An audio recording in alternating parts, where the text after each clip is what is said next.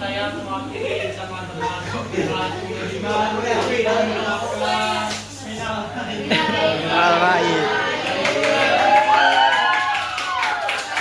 pelajaran kita ada ice breaking dulu ya. Ice breakingnya tepuk ini supaya lebih semangat lagi ya.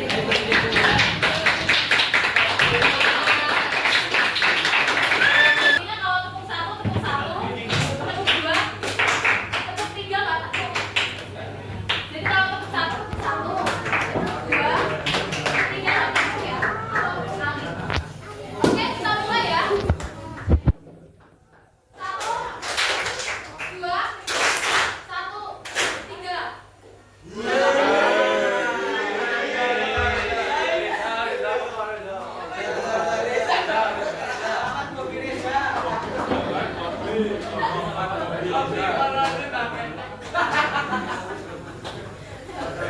Lagi ya, fokus ya. 2, 3, 1, 3, 2, 1, 1, 3, 2, 1, 3.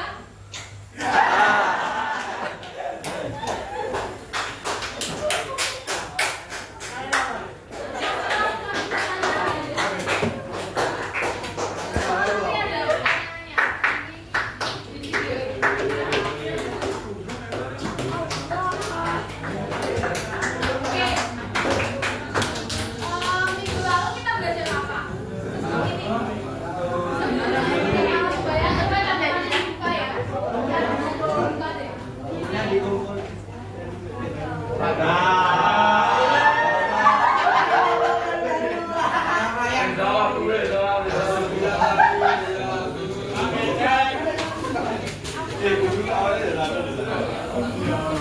Lalu kita belajar apa?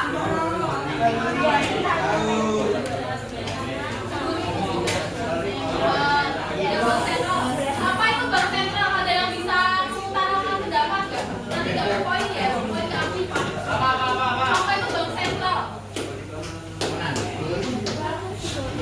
Apa itu bank sentral?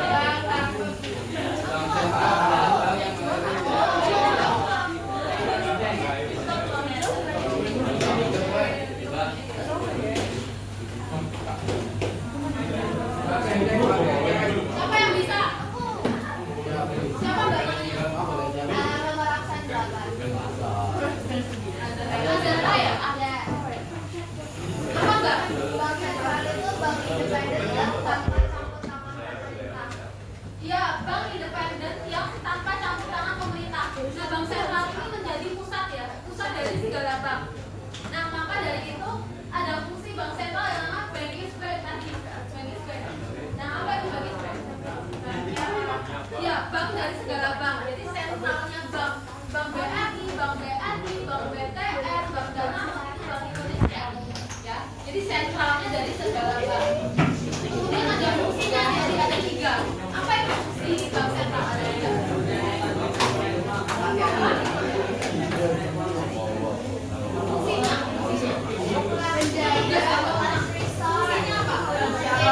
Ada bank sentral. Sebagai sama satu lagi.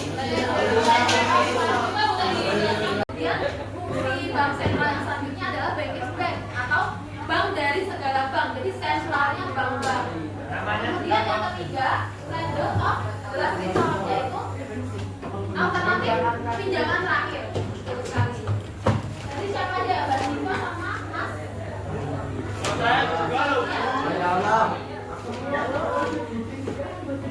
Siapa?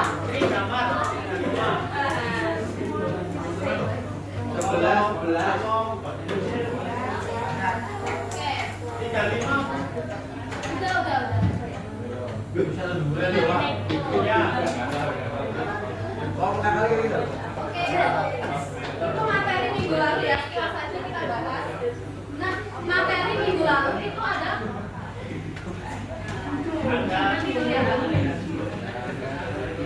materi minggu lalu itu ada kaitannya dengan materi yang hari ini, ya, mengenai sistem dan alat pembayaran, karena bank sentral itu berperan sangat penting dalam sistem dan juga alat pembayaran komunikasi.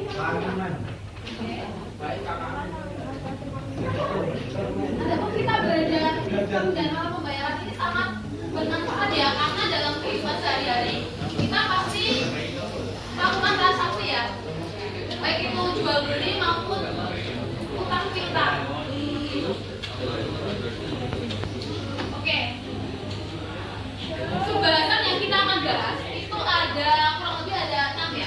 Yang pertama, pengertian dari sistem dan alat pembayaran. Kemudian yang kedua, peran Bank Indonesia dalam sistem dan alat pembayaran. Kemudian yang ketiga, komponen sistem dan alat pembayaran. Kemudian yang keempat ada sejarahnya sistem dan alat pembayaran. Kemudian yang kelima ada fungsi sistem dan alat pembayaran. Dan yang terakhir adalah jenis uang. Kemudian nanti ada kesimpulan. Itu ya pembahasan yang kita akan bahas pada pertemuan siang hari ini. Oke, ada pun tujuan pembelajarannya. Itu nanti kalian dapat menguraikan pengertian dari sistem dan alat pembayaran. Kemudian kalian dapat menjelaskan, maaf ya, tipenya menjelaskan peran bank dalam sistem pembayaran. Kalian dapat Menjalannya kita praktek 3 hari.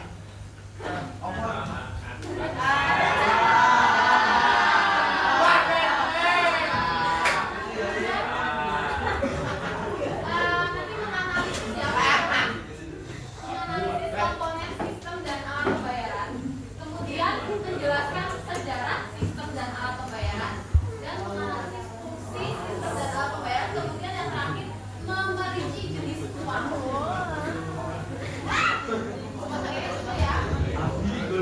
Nah, ini pembagian kelompoknya ya adik-adik. Pembagian kelompok sama dengan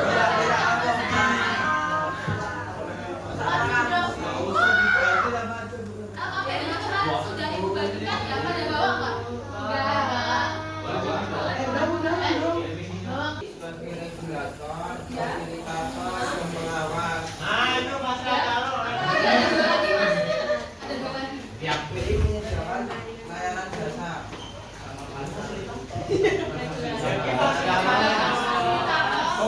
Apalagi perizinan, pengawasan, operator. Siapa ya? Mas Nabil ya? Ya, wah, aku nggak dikasih kok. Aku Udah ini. nama Ini udah. Tunai dan non tunai. Tunai pakai cash ya. Non tunai? Ya, mari. Mobile banking dan lain-lain. Iya, lewat sini. Monggo. sampai apa namanya?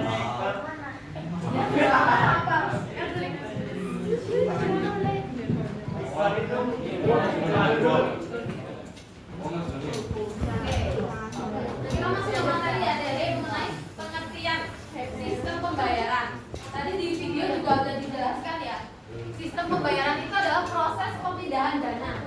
Jadi seperangkat aturan, lembaga, dan mekanisme dalam pemindahan dana untuk memenuhi aktivitas ekonomi. Jadi prosesnya, proses pemindahan dana itu disebut sistemnya. Nah, kalau alatnya itu sarananya ya. Kalau sistem prosesnya, tapi kalau alat dari sarananya, instrumennya ada dua ya. Tadi yang disebutkan Mas Iqbal ya, alat pembayaran tunai dan juga non tunai. Kalau tunai pakai cash, kalau non tunai ya segala macam digital elektronik ya. Kalau non tunai. Oke. Nah, itu macam alat pembayaran. Sampai sini ada yang mau ditanyakan nggak? Belum ada? Oke, kalau belum ada kita lanjut ya. Ada yang kembangan lebih lanjut mengenai itu pembayaran. Gimana deh?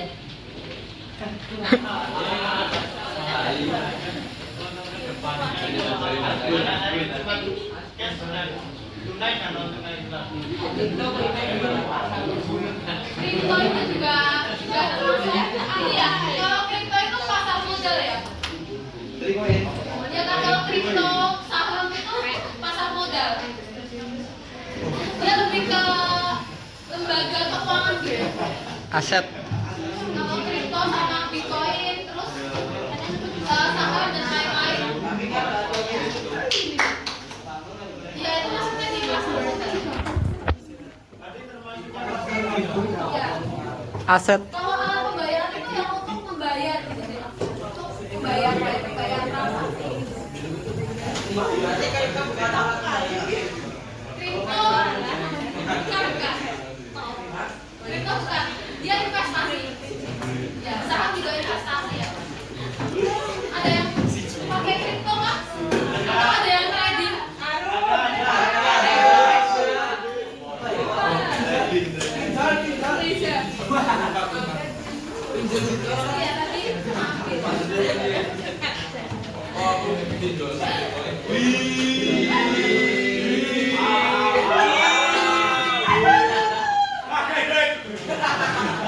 Iya tadi kalau trading itu lumayan nggak ya? Lumayan banget. Lumayan, walaupun kita tarik kemari.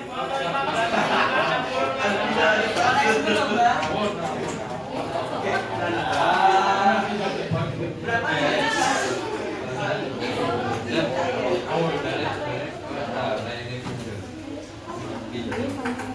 itu macam alat pembayaran ya. Ada lagi nggak pertanyaan? Buat kebijakan yang mendukung jalannya sistem pembayaran. Kemudian yang kedua ada perizinan. Siapa yang bisa menjelaskan perizinan? Perizinan. Bank Indonesia memberikan izin kepada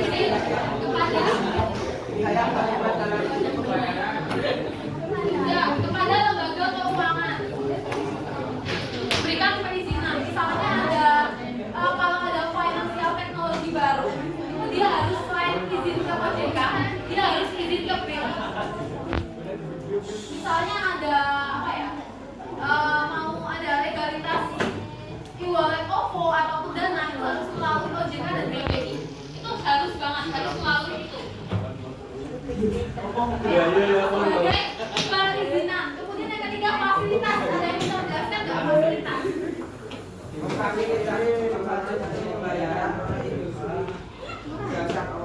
Yang memfasilitasi dan mendukung jalannya sistem pembayaran ya.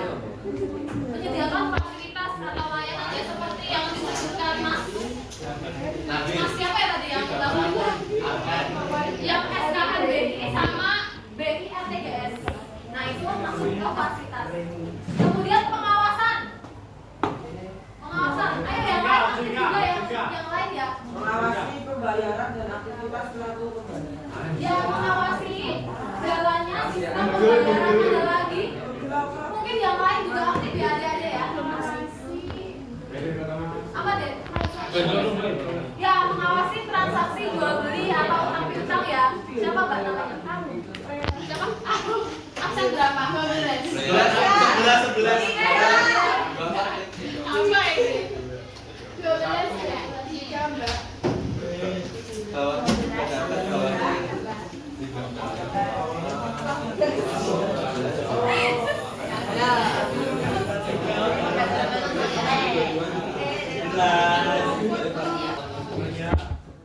Yang terlibat dalam sistem pembayaran penyelenggara, kemudian infrastruktur sarana fisik yang mendukung pelayanan sistem pembayaran.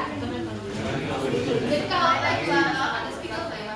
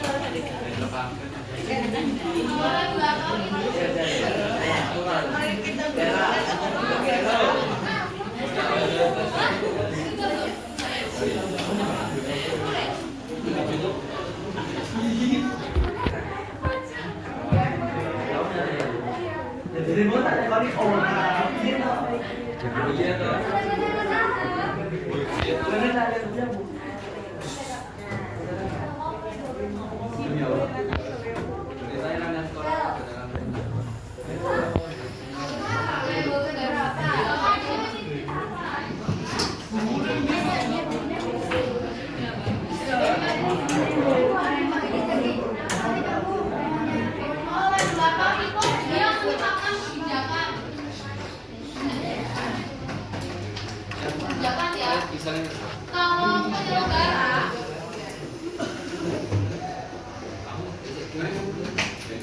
ini pihak yang terlibat dalam sistem pembayaran.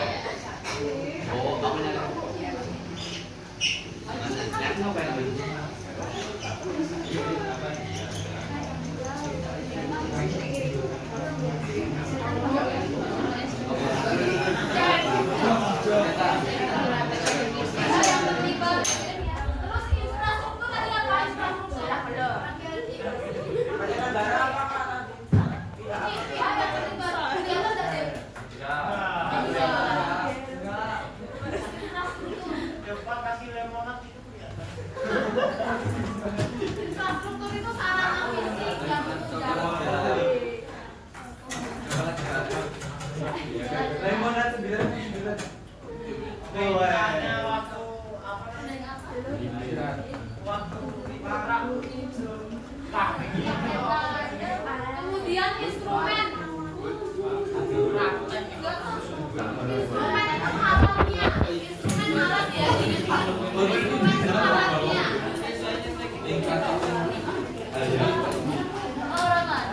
Sarana fisik yang apa aja? Sarana fisik yang Sarana fisik yang menunjang sistem bayar.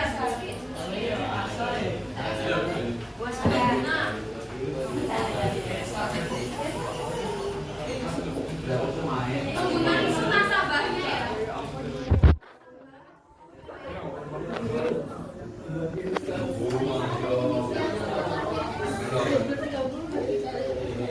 Bisa. Itu saluran ya. Yang tunai itu saluran.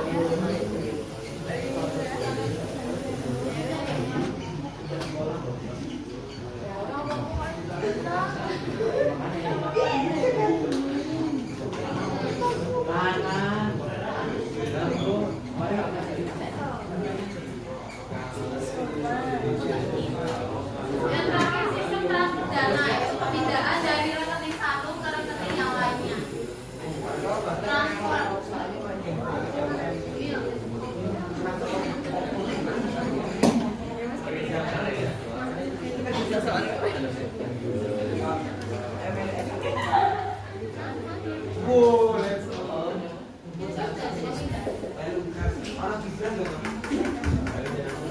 Oh,